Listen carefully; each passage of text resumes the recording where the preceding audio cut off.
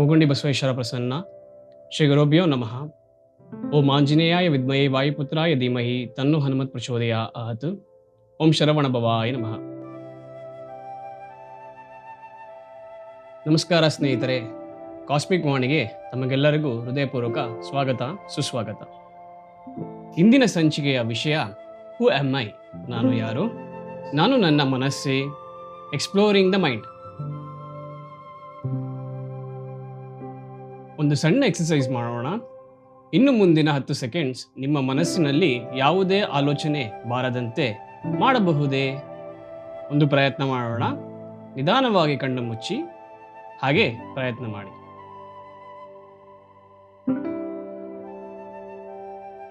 ಏನಾಯ್ತು? ಒಂದು ನೆನಪು ಬಂತು, ಕರೆಕ್ಟ್ ಅಲ್ವಾ? ನಾಳೆ ಮಾಡಬೇಕಾದ ಕೆಲಸ ನೆನಪಾಯಿತೇ? ಇಲ್ಲ ಅಂದರೆ ಯಾರಾದರೂ ನೆನಪಾದರೆ? ಥಾಟ್ಸ್, ಆಲೋಚನೆಗಳು ನಿರಂತರ ಬರುತ್ತಲೇ ಇರುತ್ತವೆ ಅಲ್ಲವಾ? ಇಲ್ಲ ಅಂದರೆ ಯಾಕೆ ಆಲೋಚನೆ ಬರುತ್ತಿವೆ ಅಂತ ಆಲೋಚನೆ ಶುರುವಾಯ್ತಾ? ಥಾಟ್ಸ್, ಆಲೋಚನೆಗಳು ನಿರಂತರ ಬರುತ್ತಲೇ ಇರುತ್ತವೆ ಅಲ್ಲವಾ? ಆದರೆ ಒಂದು ಪ್ರಶ್ನೆ, ಆ ಆಲೋಚನೆಗಳೆಲ್ಲ ನೀವೇನಾ? ಅಥವಾ ಆ ಆಲೋಚನೆಗಳನ್ನು ಸೂಕ್ಷ್ಮವಾಗಿ ಗಮನಿಸುತ್ತಿರುವವರು ನೀವೇ ತಾನೇ? ಹಾಗಾದರೆ ಇಂದಿನ ನಮ್ಮ ಸಂಚಿಕೆಯ ಪ್ರಯಾಣ ಇದೇ ಪ್ರಶ್ನೆಯಿಂದ ಆರಂಭವಾಗುತ್ತಿದೆ. ಇದೇ ಇವತ್ತಿನ ಇಂಟೆನ್ಷನ್ ಸೆಟ್.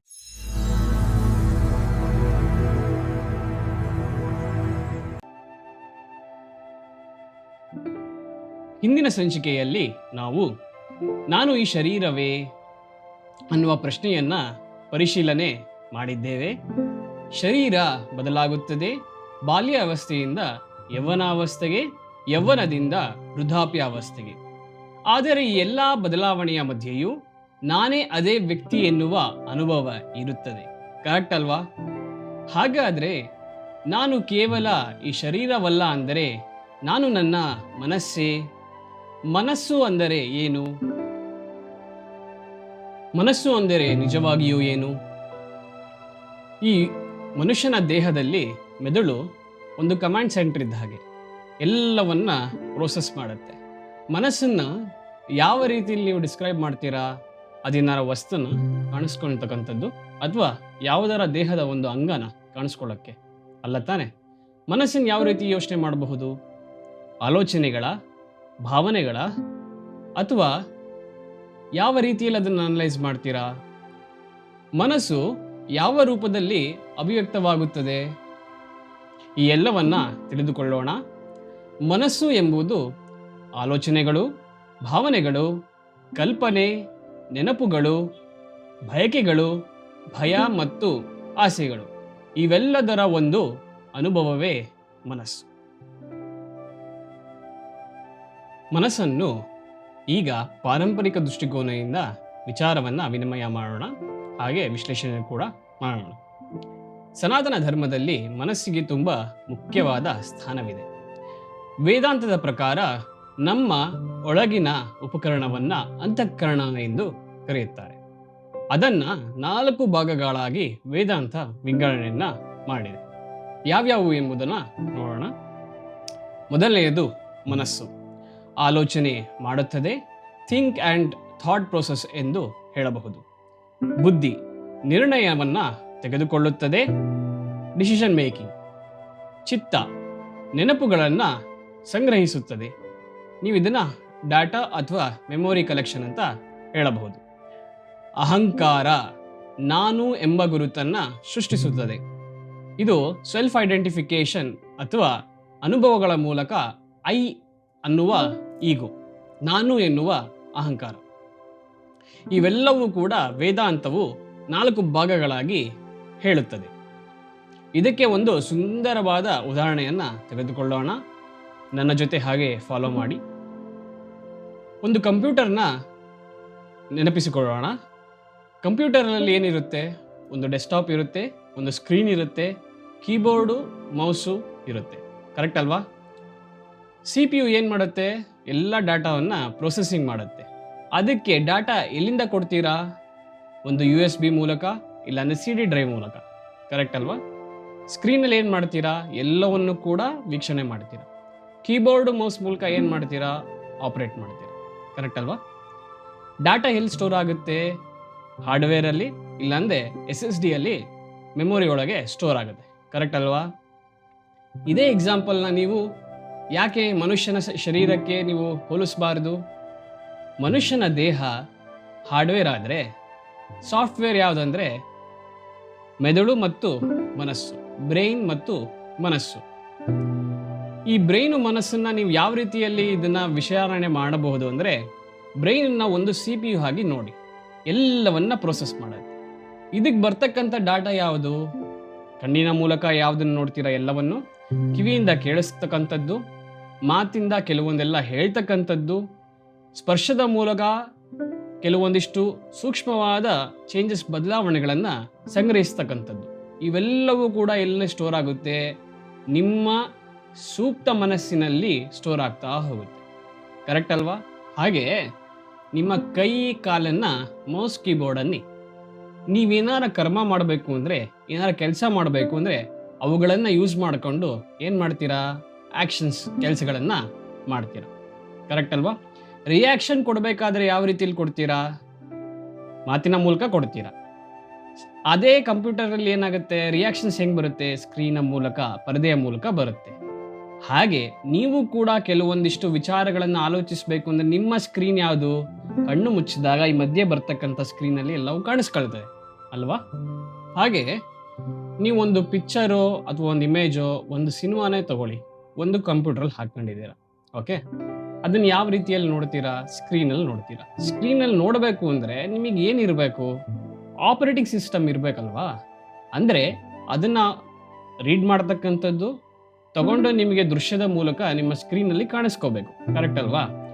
ಆಪರೇಟಿಂಗ್ ಸಿಸ್ಟಮ್ಮೇ ಮನುಷ್ಯನಲ್ಲಿ ಯಾವುದು? ಮನಸ್ಸು. ಮನಸ್ಸು ಮನುಷ್ಯನ ಆಪರೇಟಿಂಗ್ ಸಿಸ್ಟಮ್. ಅದು ಬ್ರೈನಿಗೆ ಕನೆಕ್ಟ್ ಆಗಿರುತ್ತೆ, ಎಲ್ಲವನ್ನ ಗಮನಿಸುತ್ತೆ, ಎಲ್ಲವನ್ನ ಅಬ್ಸರ್ವ್ ಮಾಡುತ್ತೆ. ಈ ಸುಂದರವಾದ ಎಕ್ಸಾಂಪಲಿಂದ ನೀವು ಸರಳ ಸಹಜವಾಗಿ ತಿಳಿದುಕೊಂಡ್ರಿ ಅಲ್ವಾ? ಬೇಸಿಕಲಿ ಹ್ಯೂಮನ್ ದೇಹ ಹಾರ್ಡ್ವೇರ್ ಇದ್ದ ಹಾಗೆ, ಈ ಬ್ರೈನ್ ಮತ್ತು ಮನಸ್ಸು ಸಾಫ್ಟ್ವೇರ್ ಇದ್ದ ಹಾಗೆ. ಇದು ಬ್ರೈನ್ ಜೊತೆ ಇಂಟರ್ಕನೆಕ್ಷನ್ ಇರುತ್ತದೆ. ಡಾಟಾ ಸ್ಟೋರೇಜ್ ಆಗಿರೋದು ನಿಮಗೆ ಅನುಭವಗಳ ಆಧಾರದ ಮೂಲಕ ಹುಟ್ಟುವ ಆಲೋಚನೆಗಳು ಚಿತ್ತ. ಇದನ್ನ ಏನು ಮಾಡುತ್ತೆ ಅಂದರೆ ನಾನು ಎನ್ನುವ ಅಹಂಭಾವನೆಯನ್ನು ಸೃಷ್ಟಿ ಮಾಡುತ್ತದೆ. ಇವೆಲ್ಲವನ್ನ ಕೂಡಿಸ್ಕೊಂಡು ಹೇಳಿದ್ರೆ ಏನಂತ ಹೇಳಬಹುದು? ಕಲೆಕ್ಟಿವ್ ಕಾನ್ಷಿಯಸ್ನೆಸ್ ಅಂತ ಹೇಳ್ಬೋದು. ಅದು ನಮ್ಮ ಸಮಾಜದ ಜೊತೆಗೆ ಸೇರಿದಾಗ ಆಗುವ ನಂಬಿಕೆ ಅಥವಾ ಬಿಲೀಫ್. ಇದನ್ನು ನಾವೇನಂತ ಕರಿತೀವಿ? ಕಲೆಕ್ಟಿವ್ ಕಾನ್ಷಿಯಸ್ನೆಸ್ ಅಂತ ಹೇಳಿ ಕರಿತೀವಿ. ಓಕೆ, ಒಂದು ಉದಾಹರಣೆಯನ್ನು ತಗೊಳ್ಳೋಣ, ಒಂದು ಎಕ್ಸಾಂಪಲ್ನ ತಗೊಳ್ಳೋಣ. ಐಸ್ ಕ್ರೀಮ್ ಯಾರಿಗಿಷ್ಟ ಇಲ್ಲ ಹೇಳಿ? ಎಲ್ಲರಿಗೂ ಇಷ್ಟ ಅಲ್ವಾ?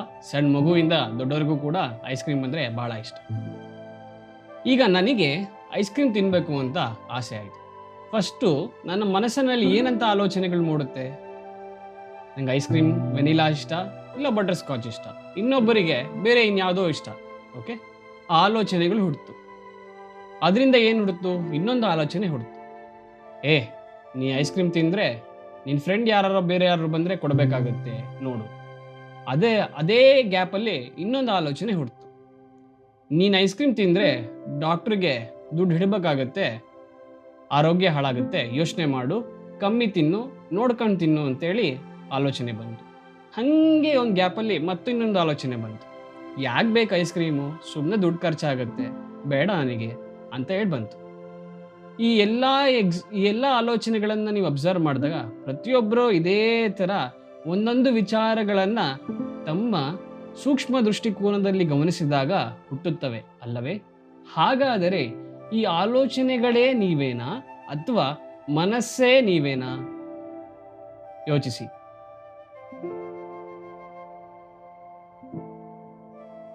ನೋಡಿದ್ರಲ್ಲ ವೀಕ್ಷಕರೇ, ಪಾರಂಪರಿಕ ದೃಷ್ಟಿಕೋನದಿಂದ ಮುಂದುವರೆದು ಸೈಂಟಿಫಿಕ್ ದೃಷ್ಟಿಕೋನದಿಂದ ಈ ವಿಚಾರವನ್ನು ವಿನಿಮಯ ಮಾಡೋಣ. ಈಗ ಸೈನ್ಸ್ ದೃಷ್ಟಿಕೋನದಿಂದ ನೋಡಿದಾಗ ಮನಸ್ಸಿನ ಬಗ್ಗೆ ಸೈನ್ಸ್ ಏನನ್ನ ಹೇಳುತ್ತದೆ ಅಥವಾ ಏನನ್ನ ಸ್ಟಡಿ ಮಾಡುತ್ತದೆ?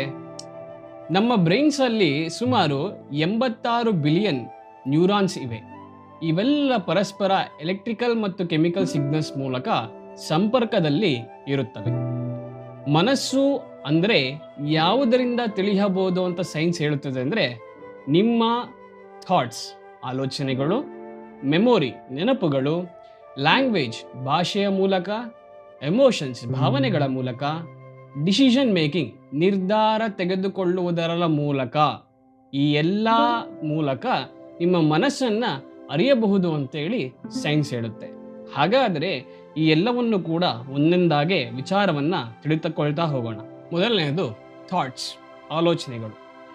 ಮನಸ್ಸಿನಲ್ಲಿ ತಾವಾಗೇ ಹುಟ್ಟುವಂತಹ ಐಡಿಯಾಸ್ ಅಥವಾ ಆಲೋಚನೆಗಳು ಒಂದು ಉದ್ದೇಶಪೂರ್ವಿತವಾಗಿ ಹುಟ್ಟತಕ್ಕಂಥವು, ಇಲ್ಲ ಅಂದರೆ ರ್ಯಾಂಡಮ್ ಆಗಿ ಹುಟ್ಟುತ್ತವೆ. ಕೆಲವೊಂದು ಬಾರಿ ನಾವು ಆಲೋಚನೆ ಮಾಡಬೇಕು ಅಂತ ಪ್ರಯತ್ನ ಮಾಡಿದರೂ ಕೂಡ ಹುಟ್ಟುವುದಿಲ್ಲ. ಫಾರ್ ಎಕ್ಸಾಂಪಲ್, ಈ ಆಲೋಚನೆಗಳನ್ನು ಯಾವ ರೀತಿಯಾಗಿ ನೀವು ನೋಡಬಹುದು ಅಂತಂದರೆ, ನಾಳೆ ಏನು ಮಾಡಬೇಕು, ಸಂಜೆ ಏನು ಮಾಡಬೇಕು, ನಾಳಿದ್ದೇನು ಮಾಡಬೇಕು ನಾನು, ಇದೇ ಎಲ್ಲ ಆಲೋಚನೆಗಳು. ನೆಕ್ಸ್ಟ್ ಬಂದ್ಬಿಟ್ಟು ಮೆಮೊರಿ ನೆನಪುಗಳು. ಹಿಂದೆ ನಡೆದ ಘಟನೆಗಳು, ಅನುಭವಗಳಿಂದ ಕಲಿತ ಜ್ಞಾನ ಮತ್ತು ನೋಡಿ ತಿಳಿದುಕೊಂಡ ವಿವೇಕ ಅಂದರೆ ದೃಷ್ಟಿಯ ಮೂಲಕ ಇವೆಲ್ಲ ನೆನಪು ಇಟ್ಟುಕೊಳ್ಳಬಹುದು. ಹಾಗೆ ಮತ್ತೆ ಮೆಲುಕು ಹಾಕಬಹುದು, ಮೆಮೊರೈಸ್ ಮಾಡಬಹುದು. ಫಾರ್ ಎಕ್ಸಾಂಪಲ್, ಬಾಲ್ಯ ಅಥವಾ ನಿಮ್ಮ ಕಾಲೇಜು ದಿನಗಳಲ್ಲಿ ಕಳೆದಿರ್ತಕ್ಕಂಥ ಘಟನೆಗಳು, ಕೆಲವೊಂದಿಷ್ಟು ಸಿಚುಯೇಷನ್ಸ್ಗಳು, ಸಿನಾರಿಯೋಗಳು. ಓಕೆ, ನೆಕ್ಸ್ಟ್ ವಿಷಯ ಲ್ಯಾಂಗ್ವೇಜ್ ಭಾಷೆ. ನಮ್ಮ ಆಲೋಚನೆಗಳು ಮತ್ತು ಭಾವನೆಗಳನ್ನು ಬೇರೆಯವರಿಗೆ ಹೇಳುವ ಅಥವಾ ವ್ಯಕ್ತಪಡಿಸುವ ಒಂದು ಮಾರ್ಗ, ಎಕ್ಸ್ಪ್ರೆಸಿಂಗ್ ವೇ, ವಿವಿಧ ಭಾಷೆಯ ಮೂಲಕ ತಿಳಿಸುವುದು. ಹಾಗೆ ನೆಕ್ಸ್ಟ್ ಬಂದ್ಬಿಟ್ಟು ಎಮೋಷನ್ ಭಾವನೆಗಳು. ಜೀವನದ ವಿವಿಧ ಸಂದರ್ಭಗಳಲ್ಲಿ ಅನುಭವಿಸುವ ಮನಸ್ಸಿನ ಭಾವನೆಗಳು ಯಾವ ರೀತಿಯಲ್ಲಿರುತ್ತಂದರೆ ಸಂತೋಷ, ದುಃಖ, ಕೋಪ, ಭಯ, ಪ್ರೀತಿ, ದ್ವೇಷ, ಅಸೂಯೆ ಎಲ್ಲವೂ ಕೂಡ ಭಾವನೆಗಳು, ಎಮೋಷನ್ಸ್. ನೆಕ್ಸ್ಟ್ ಬಂದ್ಬಿಟ್ಟು ಡಿಸಿಷನ್ ಮೇಕಿಂಗ್ ನಿರ್ಧಾರ ತೆಗೆದುಕೊಳ್ಳುವುದು. ಜೀವನದ ಪ್ರತಿ ಹಂತದಲ್ಲಿ ಒಂದು ಆಯ್ಕೆಯನ್ನು ಮಾಡುವ ಪ್ರಕ್ರಿಯೆ ಅಥವಾ ನಿರ್ಧಾರವನ್ನು ತೆಗೆದುಕೊಳ್ತಕ್ಕಂಥದ್ದು. ಅದು ಸ್ವಂತ ಅನುಭವಗಳ ಮೂಲಕ ಅಥವಾ ಇನ್ನೊಬ್ಬರ ಸಹಾಯದ ಮೂಲಕ.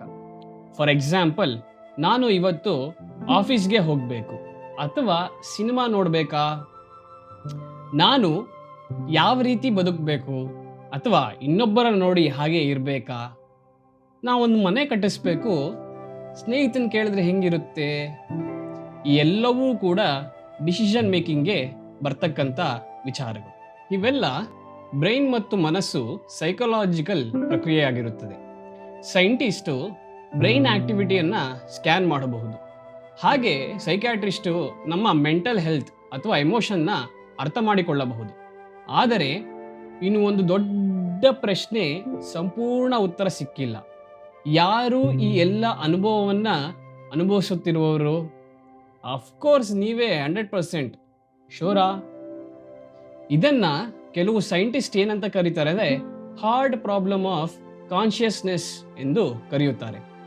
ಬ್ರೈನ್ ಈ ಎಲ್ಲ ಕೆಲಸಗಳನ್ನು ಕ್ರಿಯೆ ಮಾಡುತ್ತದೆ ಮತ್ತು ಮನಸ್ಸು ಆಪರೇಟಿಂಗ್ ಸಿಸ್ಟಮ್ ಇದನ್ನು ಹಾಗೆ ಎಲ್ಲವನ್ನ ಗಮನಿಸುತ್ತದೆ ಮತ್ತು ಆಲೋಚಿಸುತ್ತದೆ. ಆದರೆ ಅನುಭವ ಯಾರಿಗೆ ಆಗುತ್ತದೆ? ಸೈಂಟಿಫಿಕ್ ದೃಷ್ಟಿಕೋನದಿಂದ ಮುಂದುವರೆದು ಈಗ ರ್ಯಾಷನಲ್ ಥಿಂಕರ್ಸ್ ಬುದ್ಧಿಜೀವಿಗಳ ದೃಷ್ಟಿಕೋನದಿಂದ ಈ ವಿಚಾರವನ್ನು ತಿಳಿದುಕೊಳ್ಳೋಣ. ಇವ್ರು ಏನಂತ ಹೇಳ್ಬೋದು? ಮೈಂಡ್ ಎಂಬುದು ಒಂದು ಬ್ರೈನ್ನ ಆಕ್ಟಿವಿಟಿ. ಥಾಟ್ಸ್ ಅಂದರೆ ನ್ಯೂರಾನ್ನ ಎಲೆಕ್ಟ್ರಿಕಲ್ ಮತ್ತು ಕೆಮಿಕಲ್ ಪ್ರೋಸೆಸ್, ಹಾಗೆ ಇಂಟರ್ ಕಮ್ಯುನಿಕೇಷನ್ಸ್ ಎಂದು ಹೇಳ್ತಾರೆ. ಆದರೆ ನಿಮಗೆಲ್ಲ ಇನ್ನೊಂದು ಪ್ರಶ್ನೆ ನೀವು ತುಂಬ ಸಲ ಹೇಳಿಕೊಳ್ತೀರಿ ಅಥವಾ ಗಮನಿಸಿರಬಹುದು. ಇಂದು ನನ್ನ ದೇಹ ಭಾಳ ಟಯರ್ಡ್ ಆಗಿದೆ ಅಂತ ನನ್ನ ಮನಸ್ಸಿಗೆ ಅನಿಸ್ತಿದೆ ಅಂತ ಅನ್ಕೊತೀರ, ಅಥವಾ ರೆಸ್ಟ್ಲೆಸ್ ಆಗಿದೆ ಅಂತ ಅನ್ಕೊತೀರ. ಒಂದು ನಿಮಿಷ ಯೋಚನೆ ಮಾಡಿ, ನಿಮ್ಮ ಮನಸ್ಸು ಟಯರ್ಡ್ ಆಗಿದೆ ಅಂತ ಯಾರು ಗಮನಿಸಿದ್ರು? ನೀವೆಲ್ಲ ಈಗ ಇವತ್ತಿನ ಕಾಲದಲ್ಲಿ ವಾಚು ಮೊಬೈಲ್ನೆಲ್ಲ ಕಟ್ಕೊತೀರ. ವಾಕ್ ಮಾಡಿದ್ರೆ ಅಷ್ಟು ದೂರ ಟ್ರಾವೆಲ್ ಮಾಡಿದ್ರೆ ಇಷ್ಟು ಸ್ಟೆಪ್ಸ್ ಆಯಿತು, ಇಷ್ಟೊತ್ತಾಯಿತು ಅಂತ ಹೇಳೆಲ್ಲ ಗಮನಿಸ್ತಿರ್ತೀರ. ಇದ್ರ ಮೂಲಕ ವಾಚು, ಮೊಬೈಲ್ ಅಪ್ಲಿಕೇಶನ್ನ ಮೂಲಕ. ಹಾಗಾದರೆ ಮೊಬೈಲು, ವಾಚು ನೀವಲ್ಲ, ಹೌದಾ? ಹಾಗೆ ನೀವು ಮನೆಗೆ ಹೋಗ್ತೀರಾ, ಮನೆಯವರು ನಿಮ್ಮ ಮನೇಲಿರ್ತಕ್ಕಂಥ ತಂದೆ ತಾಯಿ, ಫ್ರೆಂಡ್ಸು, ಸ್ನೇಹಿತರು ಆಯಿತಾ ಬಂದು ಹೇಳ್ತಾರೆ, ಯಾಕೋ ಭಾಳ ಟಯರ್ಡ್ ಆಗಿದೆ ನೋಡು ಅಂತ. ಆ ಎಲ್ಲವನ್ನ ಗಮನಿಸಿರ್ತಕ್ಕಂಥವ್ರು ನಿಮ್ಮ ಮನೆಯವರಾಗಿರ್ತಾರೆ, ನೀವಲ್ಲ, ಹೌದಾ? ಹಾಗಾದರೆ ಯಾರಿಗೆ ಅನಿಸ್ಬೇಕದು? ನನ್ನ ಮನಸ್ಸಿಗೆ ಅನಿಸ್ಬೇಕು, ಕರೆಕ್ಟ್ ಅಲ್ವಾ? ಸೊ ನಿಮ್ಮೆಲ್ಲರ ಮನಸ್ಸಿಗೆ ಅನಿಸಿದಾಗ ಗೊತ್ತಾಗುತ್ತೆ, ಓ ನನಗಿವತ್ತು ದೇಹ ರೆಸ್ಟ್ಲೆಸ್ ಆಗಿದೆ, ಕರೆಕ್ಟಾ? ಹಾಗಾದರೆ ನನ್ನ ಮನಸ್ಸು ಅಂತ ಹೇಳುವಾಗ ಆ ನಾನು ಯಾರು? ಚೆನ್ನಾಗಿ ಯೋಚಿಸಿ. ಸೊ ಹೀಗಿತ್ತು ಬುದ್ಧಿಜೀವಿಗಳ ದೃಷ್ಟಿಕೋನ. ಅದನ್ನು ಮುಂದುವರಿದು ಈಗ ಒಂದು ಸಣ್ಣ ಪ್ರಯೋಗವನ್ನು ಮಾಡೋಣ. ನೀವು ಕಣ್ಣನ್ನು ಮುಚ್ಚಿ ಆಲೋಚನೆಗಳನ್ನು ನಿಲ್ಲಿಸಕ್ಕೆ ಹೋಗಬೇಡಿ, ಅದನ್ನು ಕೇವಲ ಗಮನಿಸಿ. ಓಕೆ, ಕಣ್ಣು ಮುಚ್ಚಿ.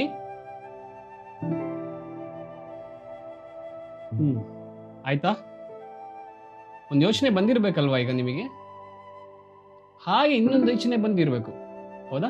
ಹಾಗೆ ಹೋಯ್ತು, ಮತ್ತೆ ಇನ್ನೊಂದು ಬಂತು, ಕರೆಕ್ಟ್ ಅಲ್ವಾ?